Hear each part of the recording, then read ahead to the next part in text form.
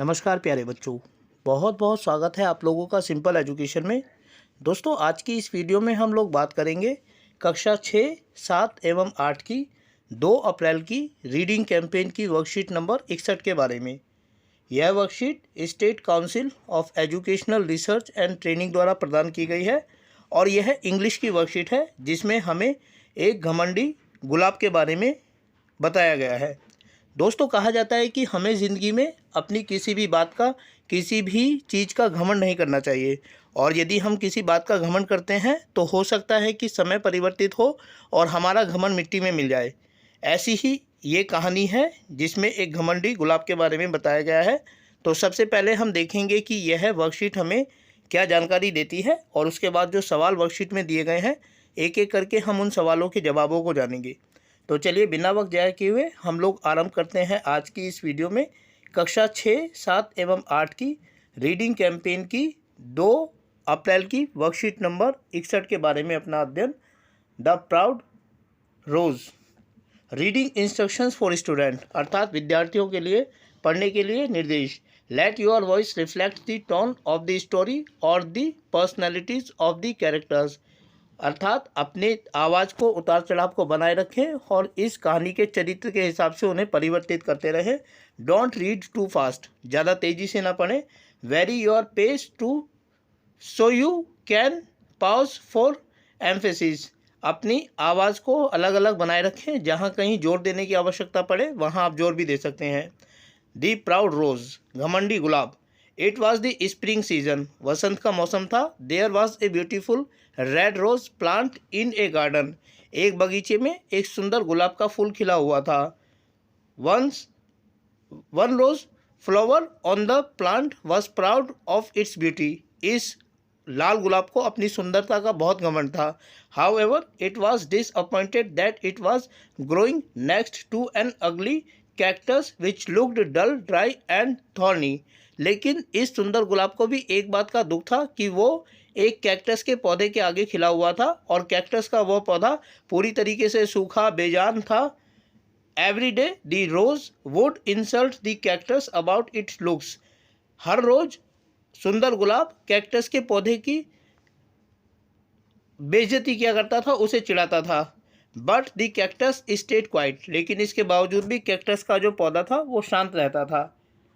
All the other plants in the garden tried to stop the rose from the bullying the cactus. इस बगीचे में खिलने वाले सभी दूसरे पौधों ने सुंदर गुलाब को ये मना किया कि वो कैक्टस को चिढ़ाए नहीं। But the rose was too swayed by its own beauty to listen to anyone. लेकिन उस सुंदर गुलाब को अपनी खूबसूरती का इतना घमंड था कि वो किसी दूसरे पौधे की बात ही नहीं सुनता था। One summer, गर्मियों में, a well in the garden dried up and there was no water for the plant, गर्मियों का मौसम आया और जो गर्मी थी वो बढ़ी, सूखा पड़ने लगा, यहाँ तक कि जो कुआं था जिससे पौधों को पानी दिया जाता था वो भी पूरी तरीके से सूख गया। The rose slowly began to wilt, और जो गुलाब का पौधा था वो धीरे धीरे मुरझाने लगा।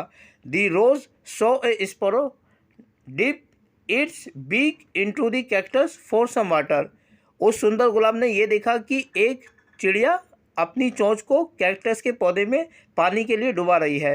The rose then felt ashamed for having made fun of the cactus all this time, उस समय सुंदर गुलाब को शर्मिंदगी हुई कि उसने इस कैक्टस को चिढ़ाया है। The rose was in need, क्योंकि गुलाब के पौधे को ज़रूरत थी। इट वॉज डिस्परेटली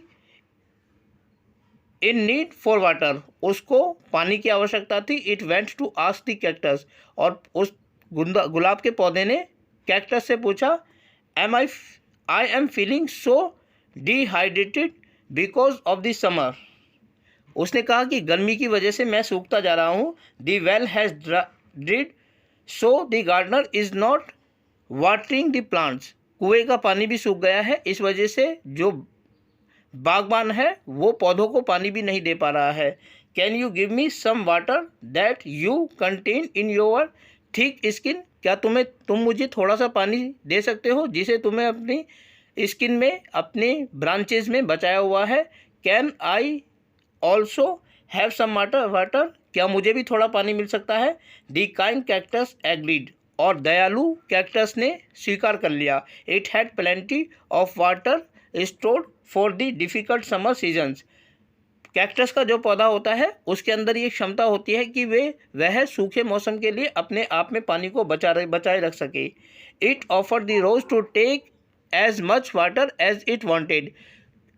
कैक्टस के पौधे ने गुलाब से कहा कि उसे जितना भी पानी चाहिए वो ले सकता है। They both got through the long summer as friend, और वो लंबी गर्मियों तक एक दूसरे के पक्के मित्र बन गए।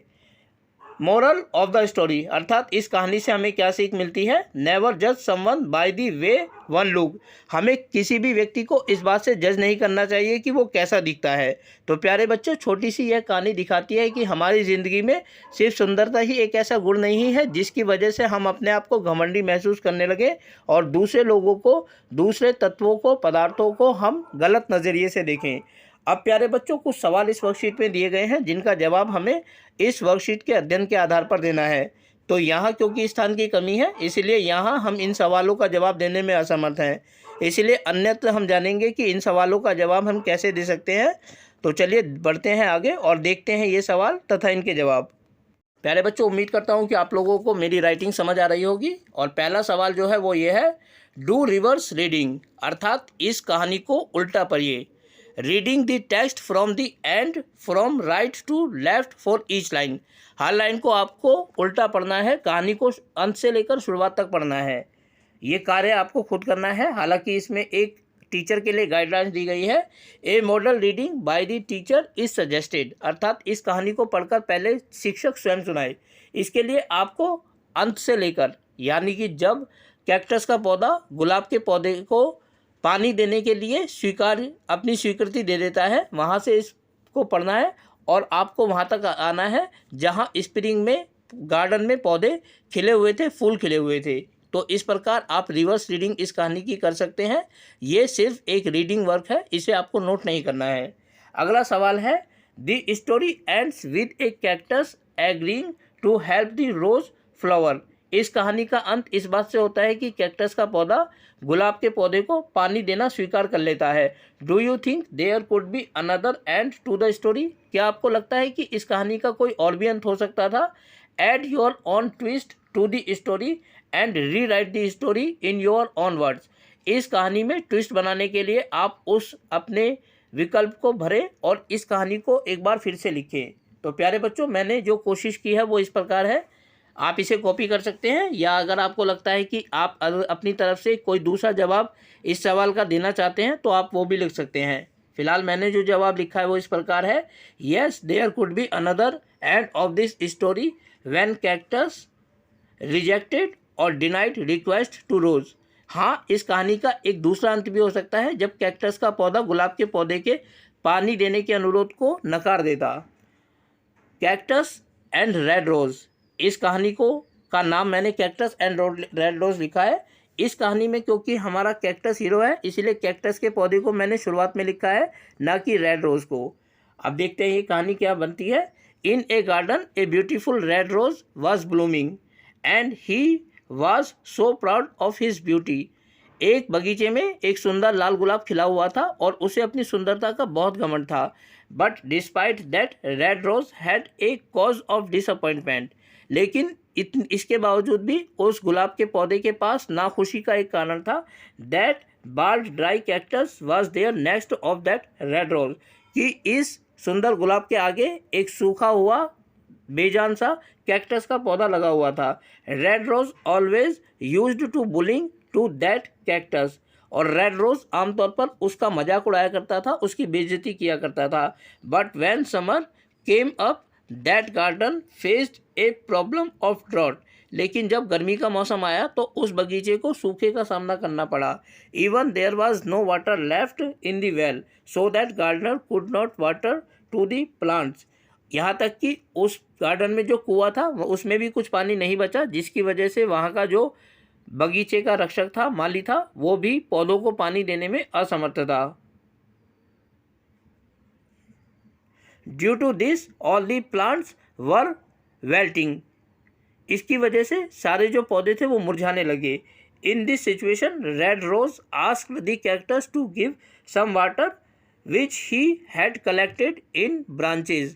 ऐसी स्थिति में सुंदर गुलाब के पौधे ने कैक्टस के पौधे से अनुरोध किया कि वह अपनी ब्रांचेज में, अपनी शाखाओं में बचाए कुछ पानी में से थोड़ा सा पानी जो है वो सुंदर गुलाब को प्रदान कर दे। But this time cactus denied to help that red rose. लेकिन इस बार कैक्टस के पौधे ने गुलाब के पौधे की मदद करने से मना कर दिया। Then red rose realised his mistake and understood that we should not be proud on our beauty. उस समय सुंदर लाल गुलाब के पौधे को अपनी गलती का एहसास हुआ और उसने इस बात का अनुभव किया कि हमें अपनी सुंदरता का घमंड नहीं करना चाहिए। All things have some significance. सभी चीज़ों का कुछ ना कुछ महत्व अवश्य है। प्यारे बच्चों, ये तीसरा सवाल है वर्कशीट का, जो कि अंतिम सवाल है। All the plants opposed the bullying behaviour of the red rose. सभी पौधे ने लाल गुलाब के पौधे के घमंडी स्वभाव का और कैक्टस के पौधे की बेइज्जती करने का विरोध किया। Bullying is unpleasant behaviour. जो बुलिंग है यानी कि किसी को नीचा दिखाना, उसका मजाक उड़ाना, बेइज्जती करना, वो एक असुहावन व्यवहार है। What should one do if built. अगर किसी की बेइज्जती किया जाए, किसी का मजाक बनाया जाए, तो कोई क्या कर सकता है? Write at least 3 things you would do to stop bullying behaviour. इस तरीके की 3 बातें लिखिए जब आप बुलिंग बिहेवियर को रोक सकते हैं जिनकी मदद से। तो प्यारे बच्चों, इस सवाल का जवाब हम इस तरीके से लिख सकते हैं कि bullying is an inhuman behaviour which is not tolerable. जो बुलिंग है वो एक अमानुषीय व्यवहार है जो किसी भी तरीके से स्वीकार योग्य नहीं है। To stop bullying I would like to do. इस बुलिंग को रोकने के लिए मैं निम्नलिखित कदम उठाना चाहूँगा। Number 1, complaint against the person. यदि कोई व्यक्ति किसी दूसरे व्यक्ति को परेशान करता है तो उसके खिलाफ शिकायत करेंगे, जहाँ भी की जा सकती है। Number 2, aware people to raise voice against bullying. और सामान्य लोगों को, दूसरे लोगों को भी बुलिंग के खिलाफ आवाज़ उठाने के लिए प्रेरित करेंगे, उन्हें उकसाएंगे। Number 3, request people to treat human as human. और जो व्यक्ति दूसरों का मजाक बनाते हैं, उनको नीचा दिखाते हैं, उनसे अनुरोध करेंगे कि वे लोगों को लोगों की तरह व्यवहार करें, ना कि लोगों को जानवर की तरह व्यवहार करें। तो प्यारे बच्चों, छोटी सी एक कहानी हमें बताती है कि हमारी ज़िंदगी में किसी भी चीज़ का घमंड नहीं करना चाहिए। और अगर हम किसी चीज़ का घमंड करते हैं और अपने किसी गुण का इस्तेमाल करके किसी दूसरे व्यक्ति को नुकसान पहुंचाते हैं, उसकी बेइज्जती करते हैं, तो हो सकता है कि हमारा वो घमंड धरा का धरा रह जाए। क्योंकि कुदरत ने जिस व्यक्ति को, जिस वस्तु को बनाया है, उसमें कुछ ना कुछ गुण अवश्य दिया है और सही समय पर आने पर वह गुण अपने आप प्रभावशाली बन जाता है। तो प्यारे बच्चों, आज की इस वीडियो में हम लोगों ने बात की कक्षा 6, 7 एवं 8 की रीडिंग कैंपेन की 2 अप्रैल की वर्कशीट नंबर 61 के बारे में। उम्मीद करता हूं कि आप लोगों को वीडियो अच्छी लगी होगी और साथ ही आप लोगों से अनुरोध करता हूं कि यदि वीडियो अच्छी लगी तो वीडियो को लाइक और चैनल को सब्सक्राइब जरूर करें। इसके अलावा आगे आने वाले अन्य दिनों में अन्य वीडियोज़ को देखने के लिए जुड़े रहें मेरे साथ मेरे इस यूट्यूब चैनल पर, जिसका नाम है सिंपल एजुकेशन। फिलहाल आप लोगों से विदा लेना चाहूँगा। वीडियो को देखने के लिए आपका बहुत बहुत धन्यवाद।